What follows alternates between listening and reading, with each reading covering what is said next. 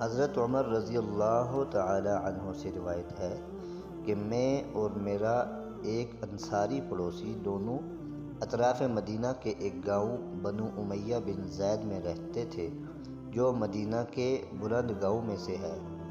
ہم دونوں باری باری نبی کریم صلی اللہ علیہ وآلہ وسلم کی خدمت میں حاضر ہوا کرتے تھے۔ ایک دن وہ آتا، ایک دن میں آتا۔ جس دن میں آتا اس دن کی وحی اور دیگر باتوں کی اس کو خبر دے دیتا تھا، اور جب وہ آتا تھا تو وہ بھی اسی طرح کرتا۔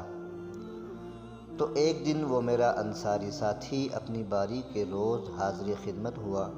جب واپس آیا تو اس نے میرا دروازہ بہت زور زور سے کھٹکھٹایا اور میرے بارے میں پوچھا کہ کیا عمر یہاں ہیں؟ میں گھبرا کر اس کے پاس آیا۔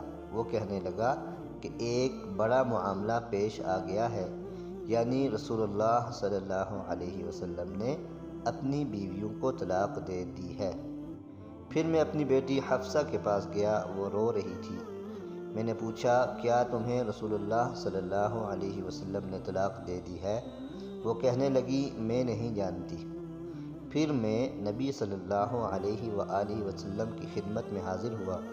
میں نے کھڑے کھڑے کہا کہ کیا آپ صلی اللہ علیہ وسلم نے اپنی بیویوں کو طلاق دے دی؟ آپ صلی اللہ علیہ وسلم نے فرمایا نہیں، یہ افواہ غلط ہے۔